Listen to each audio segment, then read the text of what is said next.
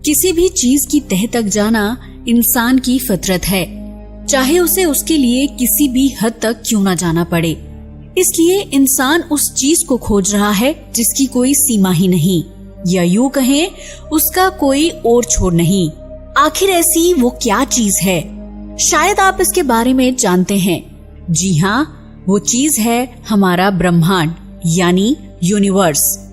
ब्रह्मांड अनंत है, इसके बारे में हम जितना जानते हैं वो बहुत कम है। अभी हमें इस ब्रह्मांड के बारे में बहुत सी चीजों की खोज करनी है, जैसे इसमें कितनी आकाश गंगाएं हैं, कितने सितारे हैं, कितने ग्रह और उपग्रह हैं, और ऐसे ही ना जाने कितनी सारी बातें। इन सब सवालों का जवाब हमें नहीं मालूम, लेकिन फिर भी हम ब्रह्मांड के ओर छोर की तलाश में जुटे हुए हैं। इंसान की इसी खोजी फितरत ने जन्म दिया एक ऐसे अंतरिक्ष मिशन को जिसका नाम है वॉयेजर। दोस्तों, आज का हमारा एपिसोड वॉयेजर मिशन पर है, जिसके बारे में आपने जरूर सुना होगा। एक ऐसा मिशन जिसने इंसान को वहां पहुंचाया जहां पहुंचना आसान न था। इसके साथ ही हम इस मिशन से जुड़ी कई बातों को जानेंगे। आपसे रिक्वेस्ट है कि इसे शुरू से अंत तक जरूर देखें। हाइड्स, अगर आप इस चैनल पर नए हैं तो इसे सब्सक्राइब करना मत भूलिएगा। तो चलिए शुरू करते हैं। आज से 40 इयर्स पहले 1977 में अगस्त और सितंबर में नासा ने 2 अंतरिक्ष यान धरती से रवाना किए, जिनके नाम वॉयेजर 1 और वॉयेजर 2 था। वॉयेजर 2 को 20 अगस्त को अमेरिकी अंतरिक्ष सेंटर केप कनावरल से छोड़ा गया था। वहीं वॉयेजर 1 को 5 सितंबर को रवाना किया गया।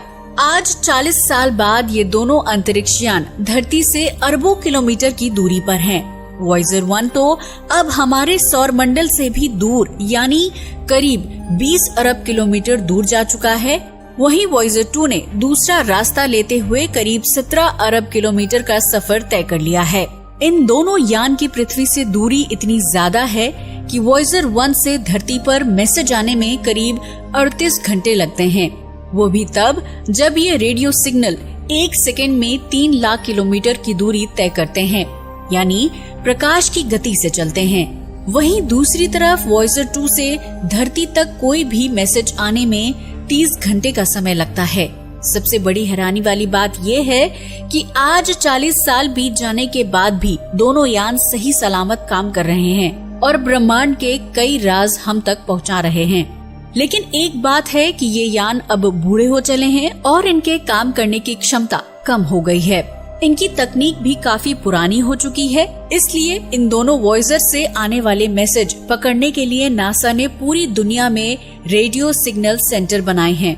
इस बात को आप ऐसे समझ सकते हो कि जैसे आप किसी काम के लिए अपने शहर से बाहर जाएं, तो आपके मोबाइल को सिग्नल पकड़ने में काफी मशक्कत करनी पड़ती है।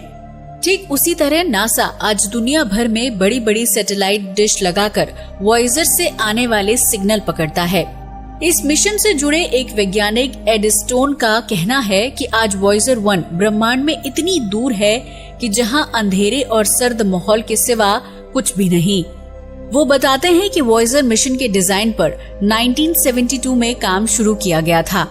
आज 40 साल बाद वॉयेजर अभियान से हमें ब्रह्मांड के बहुत से ऐसे राज पता चले हैं जिनके बारे में पता करना नामुमकिन था। जुपिटर, सैटर्न, यूरेनस और नेपच्यून ग्रहों के बारे में तमाम दिलचस्प जानकारियां मिली हैं। इन विशाल प्लैनेट्स के चंद्रमाओं के बारे में बहुत सी जानकारियां वॉयेजर मिशन के जरिए ही मिली हैं। वॉयेजर 2 सबसे ज्यादा इंफॉर्मेशन प्राप्त करने वाला शोध यान है, जिसने 4 ग्रह और कई चंद्रमाओं की अपने शक्तिशाली कैमरों और उपकरणों के साथ यात्रा की है, जबकि इस यान पर खर्च हुआ धन अन्य शोध यानों जैसे गैलीलियो और कैसिनी की तुलना में काफी कम है। वॉयेजर जब लॉन्च किया गया था उस समय जमाना ग्रामोफोन और उसके एलपी रिकॉर्ड्स का था। वॉयेजर को बृहस्पति और शनि की दुनिया में झांकते हुए और भी आगे का सफर तय करना था। ऐसे में स्पेस मिशंस के प्रति लोगों की दिलचस्पी बढ़ाने और वॉयेजर मिशन को मानवता का मार्गदर्शक बना देने के लिए महान एस्ट्रोफिजिसिस्ट डॉक्टर कार्ल सगान ने दोनों वॉयेजर स्पेसक्राफ्ट्स में सोने से बना एक खास एलपी रिकॉर्ड रखवाया। इस रिकॉर्ड का मकसद था कि अगर वॉयेजर स्पेसक्राफ्ट कभी किसी अनजान सभ्यता या भविष्य के मानवों के संपर्क में आता है तो उन्हें पृथ्वी पर मौजूद जीवन के हजारों स्वरूपों और सांस्कृतिक विविधता यानी कल्चरल डाइवर्सिटी के बारे में जानकारी मिल सके। दोनों वॉयेजर प्रोब्स के साथ भेजे जाने वाले इस सोने के रिकॉर्ड में क्या क्या चीजें कलेक्ट की जाएं, इसका सिलेक्शन नासा की एक समिति ने किया, जिसके अध्यक्ष खुद डॉक्टर कार्ल सैगन थे। डॉक्टर सैगन और उनकी टीम ने दुनिया की करीब हर सभ्यता का इंट्रोडक्शन देते हुए 116 पिक्चर्स जमा की, जिसमें ब्लैक एंड व्हाइट और रंगीन दोनों तरह की तस्वीरें थीं। इनमें से कुछ पिक्चर्स में मैथ और फिजिक्स के फॉर्मूले, सौर मंडल और इंसान का डीएनए, माँ के पेट में पल रहे बच्चे यानी प्रेग्नेंट लेडी के फोटोग्राफ्स, बच्चे को दूध पिलाती एक माँ, खाते पीते हुए लोग और इतना ही नहीं, कोलकाता में लगा एक ट्रैफिक जाम, ताजमहल और चीन की दीवार की पिक्चर्स भी इस रिकॉर्ड्स के लिए चुनी गयी। इसके साथ ही समुद्र की उफनती लहरों, बहती हुई हवा, कड़कती हुई बिजली, पक्षियों का चहचहाना, व्हेल का खास गीत, धड़धड़ाती गुजरती रेलगाड़ी जैसी कई आवाजें रिकॉर्ड की गईं। दुनिया भर की 55 भाषाओं में परग्रही सभ्यता के लोगों के नाम और शुभकामना संदेश यानी ग्रीटिंग्स भी रिकॉर्ड किए गए। इसमें हिंदी सहित गुजराती, राजस्थानी, उर्दू, तमिल और कन्नड़ जैसी भारतीय भाषाएं भी शामिल हैं। इसके अलावा दुनिया के महानतम संगीतकारों और गायकों की संगीत रचनाएं भी शामिल की गईं, जिसमें भारतीय गायिका केसरबाई केरकर का शास्त्रीय गायन भी शामिल किया गया। इसके साथ ही इस रिकॉर्ड में फॉर्मर अमेरिकी राष्ट्रपति जिमी कार्टर और संयुक्त राष्ट्र महासचिव कर्ट वॉल्डीम का मैसेज भी शामिल किया गया। ये ग्रामोफोन तांबे यानी कॉपर की डिस्क से बने हैं, जो करीब 1 अरब साल तक सही सलामत रहेंगे। हम सभी जानते हैं कि अंतरिक्ष के विस्तार के आगे वॉयेजर स्पेसक्राफ्ट का आकार काफी छोटा है, इसलिए इस बात की संभावना काफी कम है कि वॉयेजर की मुलाकात किसी एलियन सभ्यता से होगी, और खुदा न खास्ता अगर ये मुलाकात हो गई तो उस अनजान सभ्यता के लोग इस गोल्डन रिकॉर्ड को प्ले करके धरती के जीवन और कल्चरल डाइवर्सिटी की झलक पा सकेंगे। डॉक्टर कार्ल सगन ने इसके बारे में लिखा है कि किसी अनजान सभ्यता से वॉयेजर की मुलाकात हो और वो लोग हमारे गोल्डन रिकॉर्ड को प्ले करके सुने, ऐसा तभी मुमकिन है जब इस ब्रह्मांड में घूमने वाली या रहने वाली ऐसी इंटेलिजेंट सभ्यताओं का अस्तित्व हो। वॉयेजर सिर्फ एक अंतरिक्ष मिशन नहीं, बल्कि सुदूर ब्रह्मांड में भेजा गया मानवता का संदेश भी है। अगर इस दौरान वॉयेजर किसी ऐसी सभ्यता के हाथ लग जाए जो कहीं ब्रह्मांड में बसती है, तो इन ग्रामोफोन रिकॉर्ड के जरिए उन्हें मानवता के होने का और उसकी प्रगति का संदेश मिलेगा। वॉयेजर मिशन की प्लानिंग कैसी हुई, ये जानना भी बहुत जरूरी है, तो चलिए इसके बारे में भी जानते हैं।